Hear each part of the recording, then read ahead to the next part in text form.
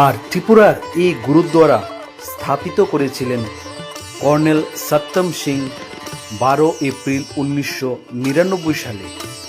প্রথমে এই গুরুদ্বারা সর্বসাধারণের জন্য উন্মুক্ত ছিল না, কিন্তু 2017 সাল থেকে খুলে দেওয়া হয় জনসাধারণের জন্য এই গুরুদ্বারা।